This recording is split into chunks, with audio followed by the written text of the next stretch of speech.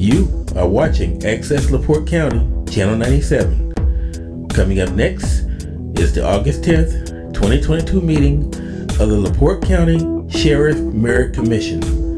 You can find more information on this meeting by visiting www.accesslaportecounty.org. Okay, I'd like to call to order the August 10th, 2022 meeting of LaPorte County Sheriff's Merit Board. If you please rise for the Pledge of Allegiance. Captain Hahn, would you please?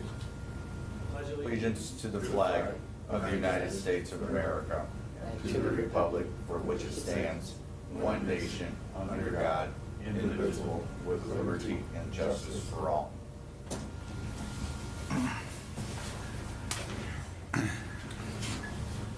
Thank you, and I am remiss. I should have asked everyone to remain standing for a moment of silence, so if we can stand back up.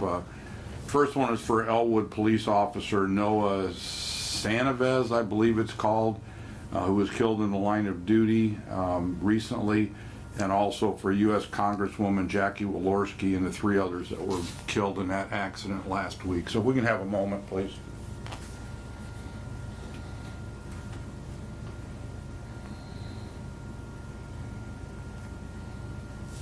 Thank you.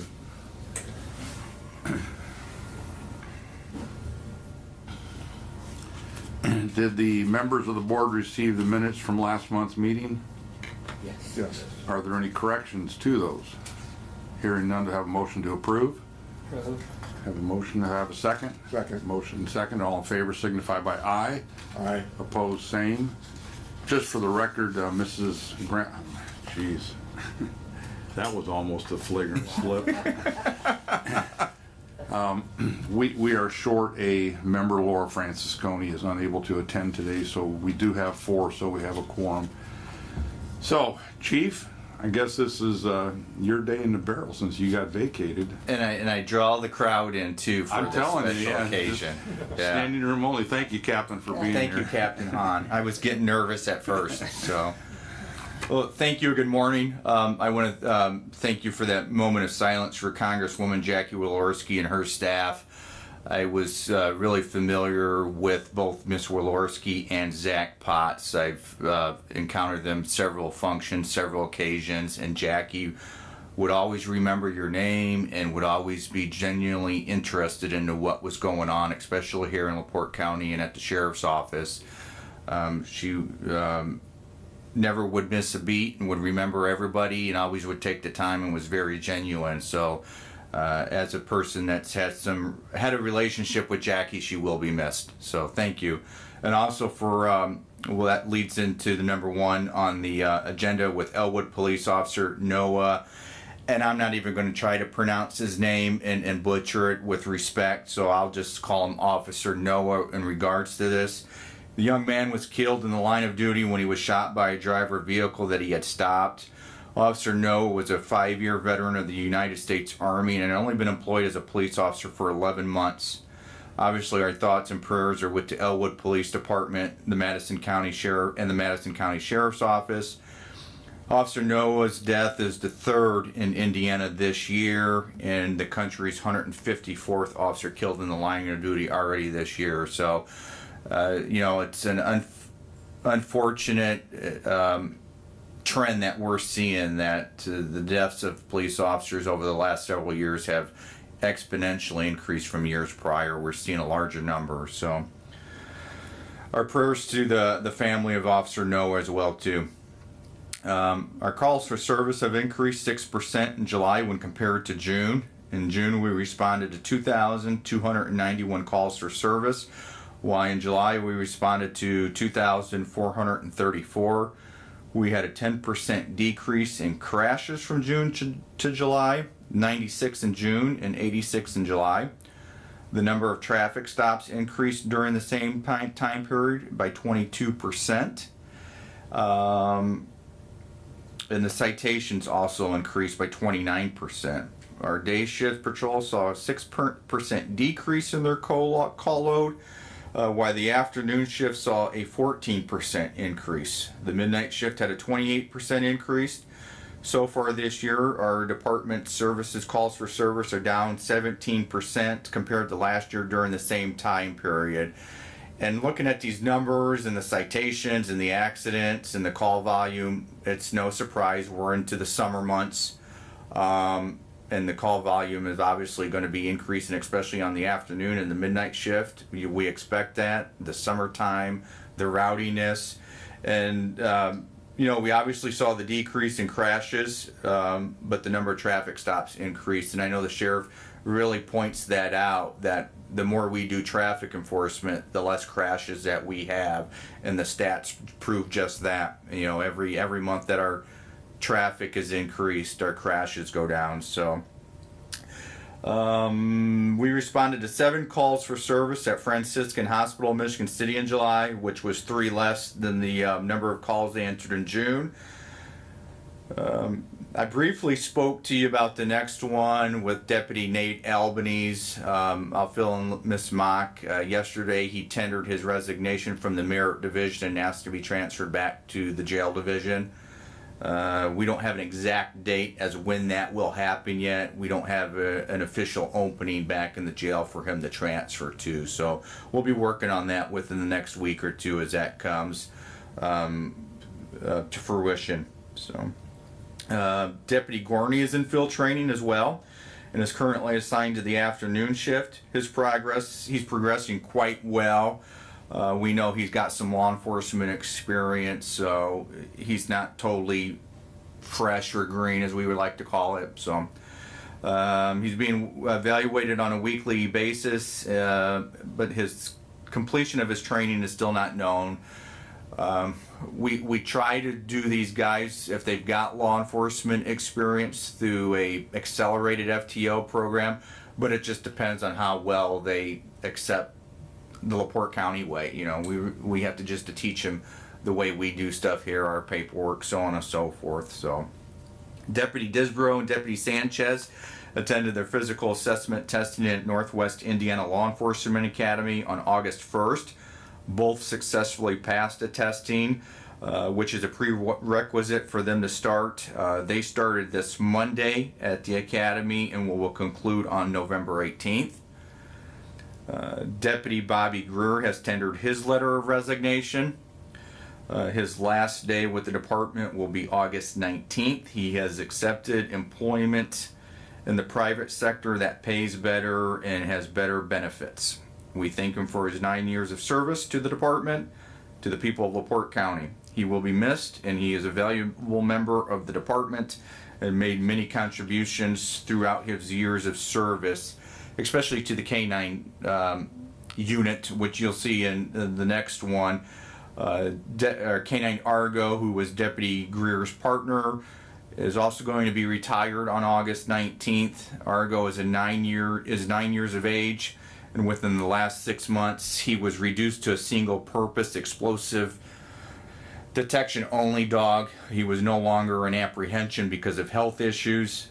He had some significant tendon issue and arthritis in his front paw that they put him back to single use to maybe help slow that onset of the arthritis. And he also started to develop some back and I think some hip issues with arthritis as well too. So we approached the county commissioners on August 3rd and they approved the agreement that allows Argo to be retired with Deputy Greer and his family and enjoy the rest of his life with them. So we had recently announced that we're accepting applications for the Merit Division, as we need to fill, the sheriff has 3, but we now have 4 positions.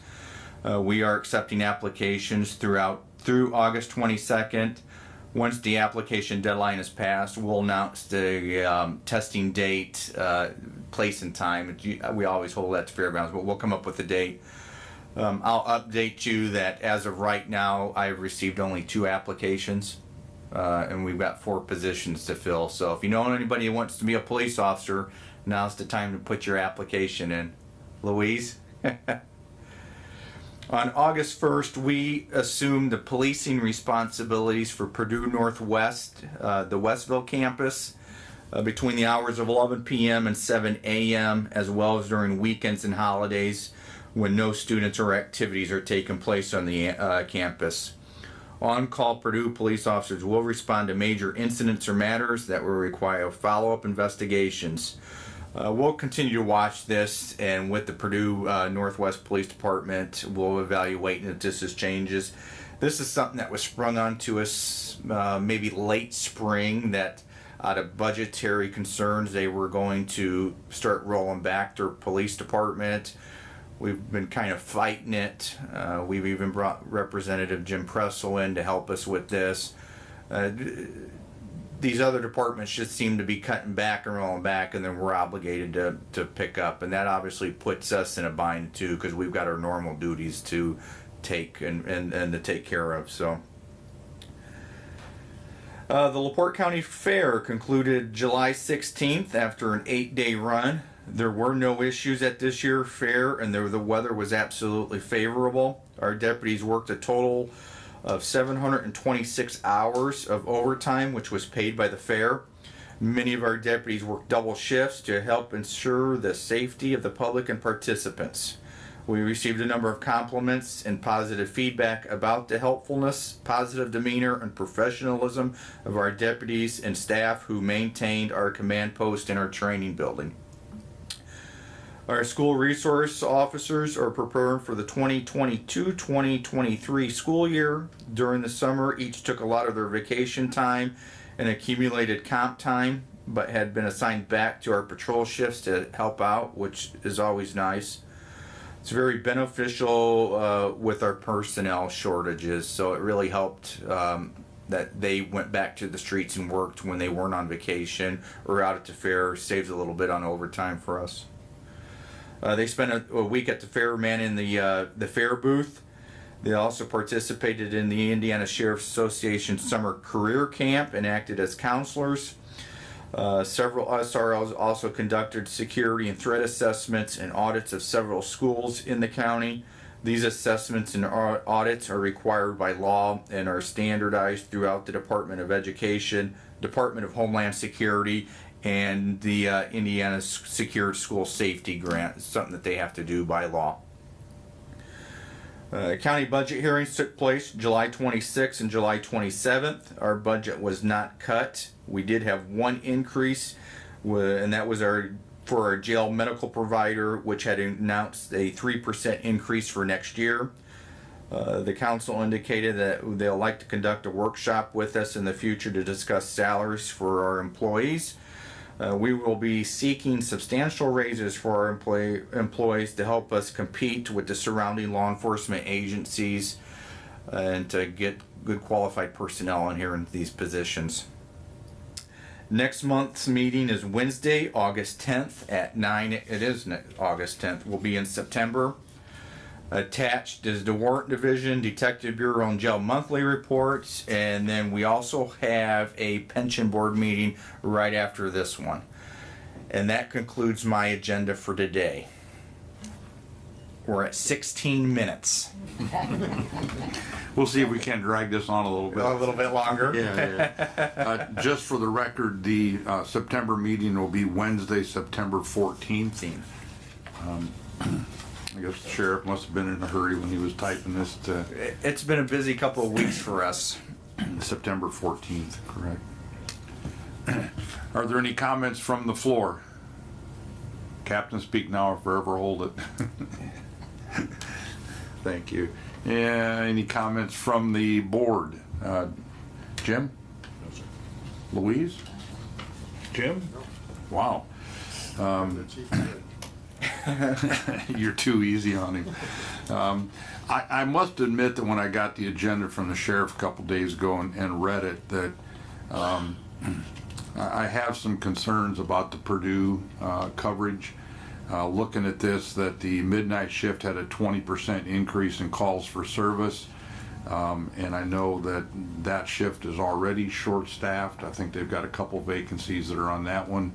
And Captain Heineck is trying to control the overtime, but obviously he has to take care of LaPorte County first and foremost. But you know, with them requesting coverage on basically which would be the midnight shift, us being short plus the calls being up, I've just got a concern on this. I guess my question would be, that's a state university, so why is the state police not covering it?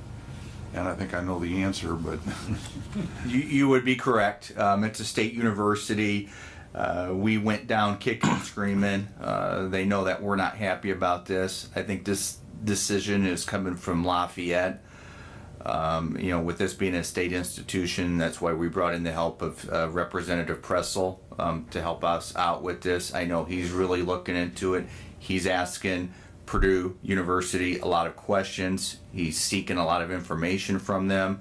They know that there's some unhappy people up here in LaPorte County in reference to this. So with the state police, that's a good question. They're in the same dilemma we're in right now. I think they've got an academy class going on right now, consisted of 17 individuals in an academy class. So they're in the same straits that we are right now. yeah, okay. Well, I'll be curious to track that and follow that. And Yeah, we're going to. Thankfully, it's, you know, just during the night, maybe on the weekends. But I don't think it's going to take long that word's going to start getting out that they don't have any policing services there during that time, and we'll see what happens. There will be maintenance and custodial staff there during those times, so maybe that will help, but we'll see. okay. I was also, I didn't know what to say when I heard a word about Bobby Greer. Bobby is just one of those guys that is just a pleasure to have around. He's very, very professional, gets the job done. Argo was Argo was a whack job. I mean, let's face it, that dog was incredible in what he did, but you know, he's going to be missed, and so is Bobby. But Bobby was also one to go around and bring the troops up when they were down a little bit. He always had a little humor on the side. I know, especially at the Sheriff's Awards presentation in January, it was always a mystery to see how Bobby was going to come dressed, you know. And it was, again, you know, we sit and we chuckle about it now, but that was Bobby. That was Bobby, and you're right. He's definitely going to be missed. He always had a smile on his face. He was always pleasant and a good attitude and a good demeanor about him. But I just think that this is just just shows you the situation that we're in right now, and it's starting to become almost desperate of where we're at, not just here in LaPorte County, but nationwide. Every department is struggling. I see advertisements, I get emails, I get solicited, I get recruited, and one prime example is the city of Phoenix, Arizona. They're starting lateral transfers at $109,000 a year, and they'll give you a $10,000 moving expense allowance. So Wow. It's, you know, I see it from, you know, Austin, Texas, Atlanta, Georgia, some of these bigger municipalities. They're obviously in the same situation we are to be offering this type of money, and they're trying to, you know, everybody's trying to pull from each other and that, because we're not seeing that next generation step up. Absolutely. Okay, well, that's all I have. I see that Mr. Diltz and Robin are here for our pension board meeting. I think it's going to be kind of thinly attended, Chris, to be honest with you, but yeah, that's true. So, okay, with that being said, if there anyone else has anything to say to delay the chief from getting out of here? Or okay, may I have a motion to adjourn? So moved. Have a motion to have a second.